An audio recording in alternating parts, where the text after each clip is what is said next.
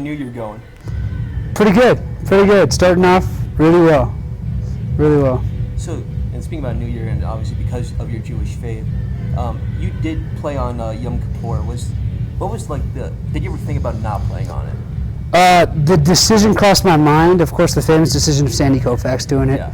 is like what made that so famous. Him being Jewish and made such a big deal.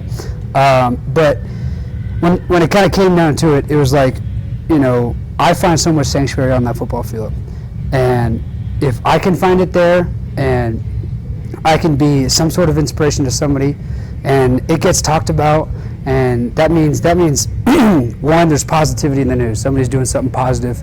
Me go out there and winning a football game, that's positive. And then they see a Jewish kid in the spotlight, and maybe I can inspire another Jewish kid somewhere. So I figured that it would be wrong for me to kind of steal that goodness in the world away. And so playing was the ultimate decision. And BYU's doing a lot of winning. I mean, can you take us through this season and just the progress that the Cougars have made so far? Yeah, it's still climbing every day. We're getting better and better. That's the fun part about this team is I don't feel like we've peaked in any way, and so I'm excited to see where we go. I know especially offensively, my side of the ball, we are just getting better and better every week.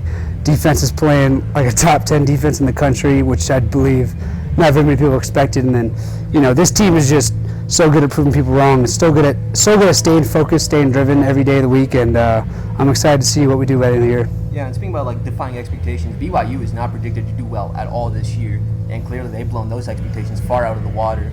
I mean, can you take us like through the locker room mindset? Like, did that noise ever even reach the locker room? Oh, we knew it. Yeah, it was just another spark to the flame. You know what I mean? It's just more gas to the fire, and we just took it personally in a way. But we also don't give too much weight to it because we know that where we're at right now is not a surprise to anybody in the locker room. You ask guys in the team in the locker room, we're not surprised where we're at. Now it's fun to see everybody else surprised, but like I said, it's just more fire, and the guys are doing a good job, like taking that as fuel and taking that as putting in the work and knowing that if that's what they expected us, then let's go show them what the real us looks like. And speaking about fire, I mean, you come from background. I mean, you played at Riverside, and then you played at two different JUCOs. Can you talk about your journey to getting from those JUCOs to the top level of college football? Yeah, it's been a heck of a journey, there's no doubt. Junior college caused by COVID-19, which shut everything down where I'm from back in California. And so the journey through junior college taught me a lot, man. And honestly, I wouldn't have it any other way. I love my time in junior college. I love my teammates in junior college. In junior college, it's like real life kind of hits you in the face when you're driving. My first junior college, I was driving an hour and a half each way, and just kind of eating 2 meals a day, staying 2 nights a week at my uncle's house, 1 night a week at my old high school coach's house. And so just kind of being all over the place, built some resilience in me and built some, fire. And it really, you kind of ask yourself, do you love this game? And I knew it from the beginning that I loved it enough to persevere through it all. And then getting this opportunity here at BYU has been special, and it's been a blessing. And like I said, I wouldn't have it any other way. I mean, so speaking about BYU, and of course BYU is like the school for LDS, for Mormons.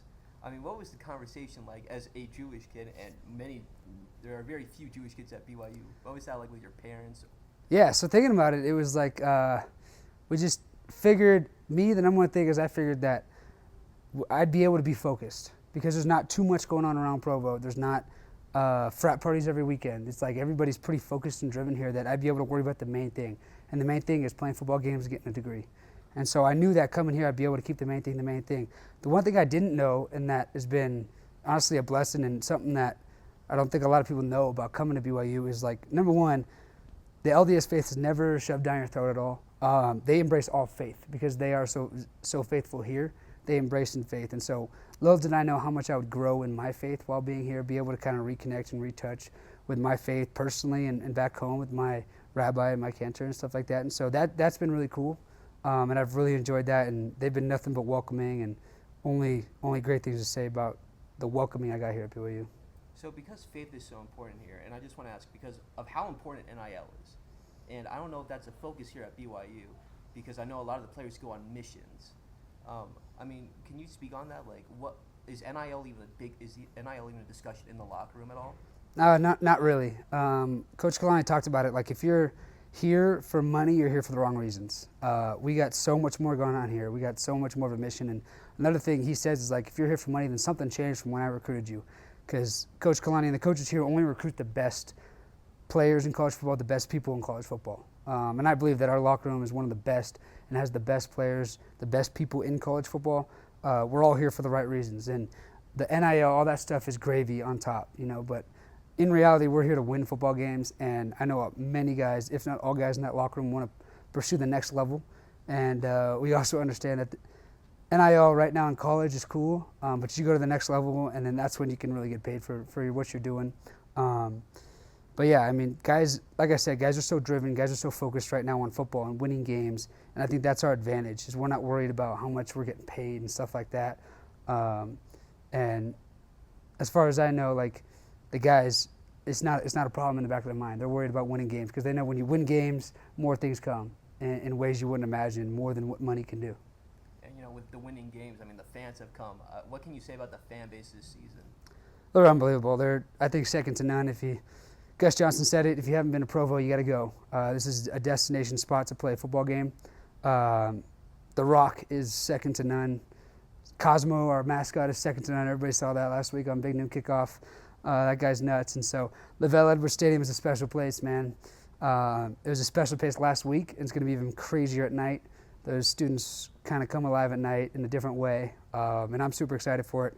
They're just, like I said, second to none. Those guys have caused penalties for the other teams and lack of communication because they're so loud, and getting them going and getting good at getting quiet on offense too, letting us operate and then exploding on touchdowns. It's been a blast. Those guys are unbelievable.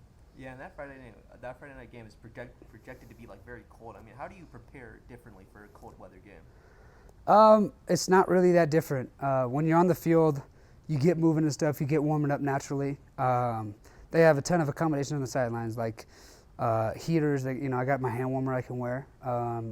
We got blasting heaters that are like jet engines on the sidelines, and so warmth is not really that much of an issue. Last year, this game was really cold in Stillwater, but I just remember being able to still play per usual. It was maybe uncomfortable on the sidelines, but once you're on the field, you're locked in, ready to go. It's not too much of a factor. Have you adjusted to the cold now from sunny California? A little bit, not a whole ton. Not perfectly, I wouldn't say, but I've definitely adjusted to it. And that Stillwater game that you mentioned, last year you guys tried to play spoiler. You guys tried to get a bowl game and keep Oklahoma State out of the Big 12 championship. Obviously, that game went to double overtime, and BYU lost that game. And now Oklahoma State's trying to play spoiler to BYU's Big 12 championship hopes and trying to keep their bowl streak alive because it's not gone well. I mean, what's like the mindset of that? We just treat every week like its own. It's Super Bowl 7 for us. Just treat the week like it's the most important game of your life, in preparation and practice and all those things, and you're going to have a good chance. Our preparations is one of our keys to our success, is the way we prepare and practice. We earn the right to win during the week of practice, and then we go execute on the game day. We don't earn it on game day. You earn it in practice throughout the week. And so far, I think the guys have done that this week, and we're excited to get out there and play and kind of get our get back. Well, Jake, I wish you good luck, and thank you so much for sitting down to do this interview. We all here appreciate it so much. Yeah, of course. Throw one or two questions in really quick Sure. while we got the cameras rolling. So last year, tough year. There were some plays that didn't go your way, some games that were really good, and some games that weren't so bad. This year feels way different. And some of those plays that didn't go your way last year, they're going your way this year. What's changed? I'd say the way this team has come together is second to none. I'd say it's the reason a team like Army and Navy are also undefeated. Because you could pay a team as much money as you want, but that's not going to bring them together. When you can bring a group of guys together and truly commit to one goal, special things can happen. And that's what I believe is happening here with our team. I think that the guys, they really love each other like brothers. Like, it is a brotherhood like no other here. And we're not worried about outside noise. We're not worried about this or that prediction. I believe we beat our game total in the first 5 games of the season because Vegas thought we'd only win 4.5, and many media members thought that. And so, the guys aren't worried about the outside noise. We're worried about each other and playing for each other on the field, and that's what makes the biggest difference. Was there distractions last year? I mean, something's changed. Yeah, last year we had 50 or 60 transfers or incoming freshmen, and a lot of that came in right before fall camp.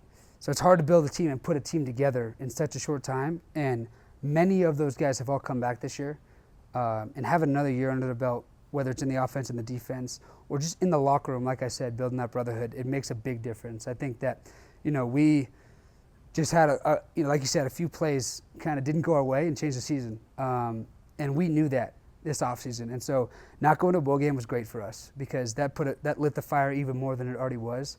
And we were just, driven, man. I mean, this offseason, I've never seen a team work so hard, get after it day in and day out together, and that's what makes the difference.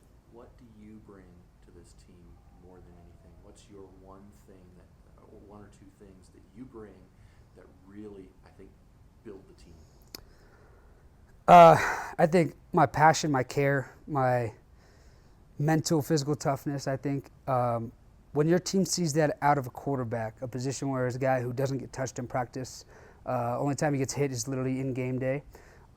When they see a guy who's willing to do the extra thing, it fires up the guys around them, especially at my position. And everybody knows that I'm willing to go the extra yard, take the hit, put my head down, get the first down, do whatever I got to do for this team. And I think that goes a long way with, guys' willingness to go out there and give it all for everybody. And I think that that's not just me doing that, but that might be our team strength. Those are the answers we want. And then I have one more question. Last year you went winless as a quarterback. You were 0-4, right? So is there does that affect your mental ability at all, or do you just rebound the following season? You got to kind of have a memory like a goldfish at quarterback. It's always play the next play, do the next thing. And so that no matter what happened in the past, you got to be able to take the next play, the next opportunity for what it is. And so having that mindset at quarterback is one of the most important things you can have. Because like I said, you can't let the last play affect you, good or bad. And that's what the greats do. And so that's what I've tried to do. Thanks, Jake. Thank you so much. Yeah, no problem.